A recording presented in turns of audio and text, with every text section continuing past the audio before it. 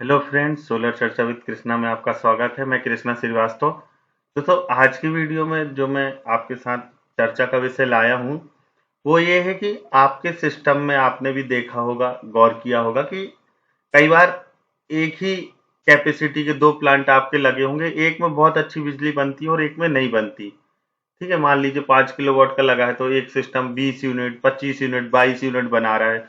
वहीं उसके कंपैरिजन में दूसरा सिस्टम देखें तो 10 यूनिट, 12 यूनिट, 14 यूनिट बनाता है। जबकि आप जाके साइट पे चेक करते हो, प्रॉपर क्लीनिंग है, आपने सेटिंग भी सही की है इन्वर्टर में, लेकिन फिर भी हमारा जो सिस्टम है वो कम बिजली बनाता है। फिर अगर आपने वहां दिन भर साइट पे रह के चेक किया तो कई बार आपको ये मिलता है कि यार बार बार ग्रिड फ्लक्चुएशन का इश्यू आ रहा है मेरे इन्वर्टर में। इन्वर्टर 5 मिनट चलता है, 10 मिनट चलता है और तुरंत ग्रिड ओवरलोड का एरर आता है और इन्वर्टर मेरा रीस्टार्ट हो जाता है। अगर ऑनलाइन है इन्वर्टर तो आप ऐसे जैसे स्क्रीन में आप देख रहे हो, ये एक इन्वर्टर है, इस तरीके का आपको फ्लक्चुएशन दिखता है। ये 15 यूनिट बनाया है। और इसे अगर हम देखें तो ये हमारा 21 यूनिट बनाया है। तब बनाया है जब दूसरे सिस्टमों ने लगभग 35 से 40 यूनिट बनाई थी। तो इसलिए थोड़ा सा तो लगता है कि यार क्या कारण है कि मेरा इन्वर्टर कम बना रहा है। तो ये फ्लक्चुएशन आया। ठीक, फिर हमने नेक्स्ट डे देखा, फिर फ्लक्चुएशन आया, फिर नेक्स्ट डे देखा तो हमारा फिर से फ्लक्चु तो ये लगभग ये ऐसे ही बन रहा था इसका ग्राफ। ये 11-12 बजे, 10:30 के बाद जब होता, पीक आवर जब आता, तो इस तरीके से बार बार फ्लक्चुएशन होता, बंद चालू, बंद चालू, बंद चालू, फिर बिल्कुल जीरो हो गया मान लीजिए, फिर अचानक से उड़ गया, शाम हुई तो फिर ऐसे जाने लगा। तो जब आप इसको एनालिसिस करेंगे, इसका परफॉर्मेंस देखेंगे, ठीक है, तो आप इसमें पाएंगे कि डीसी साइड से इसमें कोई फ्लक्चुएशन नहीं था। ये जो भी फ्लक्चुएशन दिख रहा है आपको, ये वाला, ये एसी का है। और जब आप इसका एरर देखेंगे ना तो आपको एरर भी जो है वो डीसी के नहीं मिलेंगे, आपको ग्रिड ओवर वोल्टेज का मिलेगा। अब ग्रिड ओवर वोल्टेज का एरर आने के दो कारण होते हैं।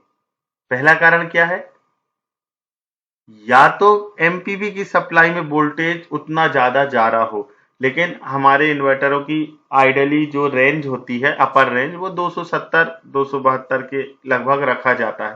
तो इतना तो वोल्टेज बहुत कम है जबकि जाए, जबकि आपकी एसी केबल में कोई डैमेज ना हो, न्यूट्रल वीक ना हो, है ना। अगर न्यूट्रल वीक है, केबल डैमेज है, तो 270-75 वोल्टेज जा सकता है, नो डाउट। एक कारण ये है। दूसरा, आप जब इसकी कनेक्शन करते हैं कस्टमर के एलटी पैनल में, तो एलटी पैनल में कनेक्शन कभी कभी लूज हो जाता है। एल्युमिनियम के साथ हम कॉपर कर देते हैं तो वहां कोरोजन आने लगता है, आपका गर्म होने लगता है वो हीट टर्मिनल पे। तो ऐसे टाइम पे भी आपका जो वोल्टेज है वो हाई होकर ग्रिड ओवर वोल्टेज का एरर आ सकता है। लेकिन अगर आपकी केबल में कोई डैमेज नहीं है, अगर आपका कहना चाहिए कि लूज कनेक्शन नहीं है, या ऐसा मान लीजिए कि एक ही साइड पे, एक ही लाइन पे आपने दो इन्वर्टर लगाए हैं।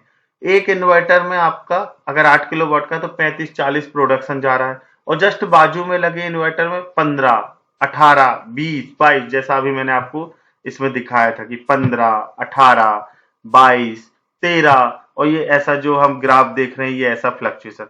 तो ये जो आ रहा है ना, अगर आपके सिस्टम में ऐसा एरर आ रहा है तो आपको कुछ नहीं करना है, बहुत छोटी सी सेटिंग है। अगर आप ये कर लेंगे तो आपका सिस्टम भी प्रॉपर बिजली बनाने लगेगा। ये आप देखो, जहां हमने सेटिंग नहीं की थी उसके पहले आप देखो, 24, 22, 13, 15, और फ्लक्चुएशन आप देखो। लेकिन एक बार सेटिंग करने के बाद, ठीक है, ये हमने यहाँ सेटिंग कर दी 30, 30.9, 25, ये उस दिन वेदर था क्योंकि इसलिए 9, ये आधा दिन चला नहीं था वो, ठीक है।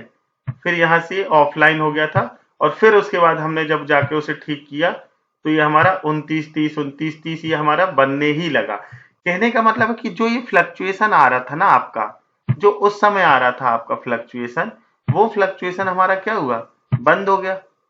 अब वैसा कोई फ्लक्चुएशन नहीं। देखो, आप 22 यूनिट बनने के बाद भी आप फ्लक्चुएशन देखो, इसमें ये गैप आ गया। अगर ये गैप पे भी मेरी बिजली बनती तो ये 22 की जगह क्या होता, 30 प्लस होता प्रोडक्शन, है ना। तो आपको सेटिंग क्या करना है, बहुत ध्यान से सुनिएगा। कोई भी इन्वर्टर हो आपका,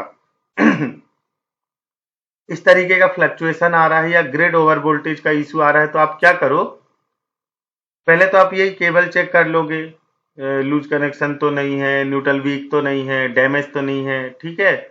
और मल्टीमीटर से उसके एलटी पैनल पे देख लीजिए कि जहां सोलर नहीं कनेक्ट है उन फेस पे, या डिस्प्ले में देख लीजिए मीटर के कि वहां वोल्टेज ज्यादा नहीं हो रहा है, आपका सोलर ऑन हो रहा है तभी वोल्टेज हो रहा है।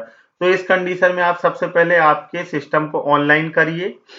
सिस्टम ऑनलाइन करने के बाद जो आपका लॉगर का नंबर है, डेटा लॉगर जो आपके इन्वर्टर में लगा है, उस नंबर को आप जिस कंपनी का आपके पास इन्वर्टर है उसके सर्विस प्रोवाइडर को, सर्विस डिपार्टमेंट को सेंड कर दीजिए। तो वो क्या करेंगे, इसे ऑनलाइन अपडेट कर देंगे। ठीक है, ऑनलाइन अपडेट करने से क्या होगा, जो इसकी रेंज है वो प्रॉपर सेट कर देंगे जो एक्चुअल में वहां होना चाहिए है। कुछ कंपनी में कंट्री कोड सेट होता है, कुछ कंपनी में अलग अलग डिपार्टमेंट के साथ जो एसी की लिमिट्स हैं वो सेट होती हैं। तो एक बार आप जब इसे सेट करा लेंगे, मुश्किल से 10 से 15 मिनट लगता है। अगर किसी साइट पे वाईफाई अवेलेबल नहीं है, हो सकता है अंडर कंस्ट्रक्शन घर पे आपने लगाया है और वहां वाईफाई अभी नहीं है, तो आप क्या करो, आपकी टीम को आप इंस्ट्रक्ट करो कि जितनी देर आप वहां काम कर रहे हो, 15 मिनट 20 मिनट का समय, आप आपके मोबाइल के हॉट स्पॉट से इसको देके ऑनलाइन कर दीजिए। और जो आपके लॉगर का नंबर है वो आप सर्विस डिपार्टमेंट को सेंड कर दीजिए। आपकी कंपनी जो भी कंपनी का हो, आपका हैवेल्स, ग्रोवॉट, हिताची, सोफार, तो वो क्या करेंगे, इसे ऑनलाइन अपडेट कर देंगे। ऑनलाइन अपडेट कर देंगे और अगर ऑनलाइन अपडेट है उसके बाद भी एरर आ रहा है तो भी वो वहां चेक करके बता देंगे कि किस कारण से एरर आ रहा है। तो आप एक बार जब ये कर लेंगे तो आप यकीन मानिए आपका ये जो प्रोडक्शन कम हो रहा है, फ्लक्चुएशन हो रहा है, पावर लॉस हो रहा है, ये बिल्कुल नहीं होगा। और आपका जो सिस्टम है वो बहुत, जो मैक्सिमम उसे परफॉर्मेंस देना चाहिए उस परफॉर्मेंस पे चलेगा। ठीक है, तो जरूर एक बार ट्राई करिएगा इसे। अगर आपके सिस्टम में एरर है तो ऑनलाइन सिस्टम रहना बहुत जरूरी है। आप ऑफिस में बैठे बैठे ही आपके सिस्टम का परफॉर्मेंस देख सकते हैं कि वो हमारा सिस्टम प्रॉपर चल रहा है कि नहीं। बिजली कम बन रही तो ये वेदर के कारण है, लेकिन हमारा इसमें कोई भी फ्लक्चुएशन नहीं है। देखो आप, इधर से ये जनरेशन चालू हुआ, प्रॉपर ये हुआ, ये जा रहा है और ये शाम को हमारा सनसेट के समय कम हो गया। तो फ्लक्चुएशन नहीं है। बाकी जो कम यूनिट बनी है वो हमारी किस लिए बनी है, ड्यू टू वेदर। अभी मौसम वैसा ही है तो थोड़ा थोड़ा कम तो होगा प्रोडक्शन, लेकिन फ्लक्चुएशन नहीं होना चाहिए। अगर यही अच्छा मौसम रहेगा तो ये आपका 35+, 30+ चला जाएगा प्रोडक्शन। तो ट्राई करिएगा। अगर आपको इसमें कोई भी डाउट है तो आप मुझे कमेंट बॉक्स में मैसेज कर सकते हैं, मुझे व्हाट्सएप पे मैसेज कर सकते हैं।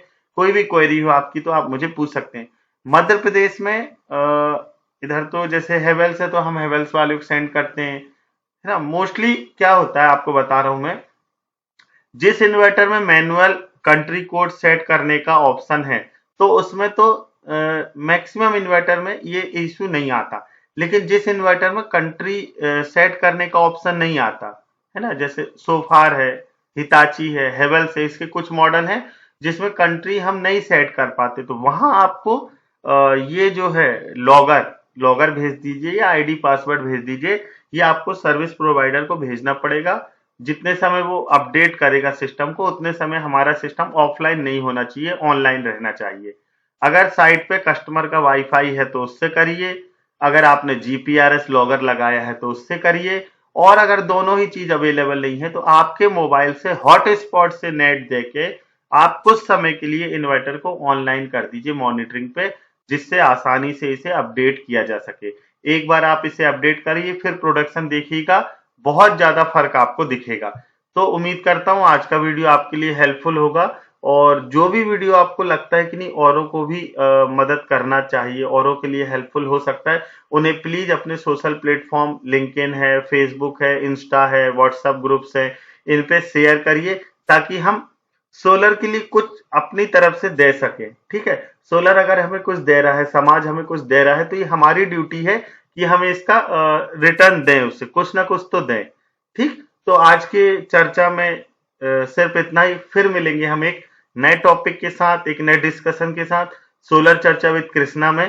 तब तक के लिए इजाजत दीजिए, नमस्कार।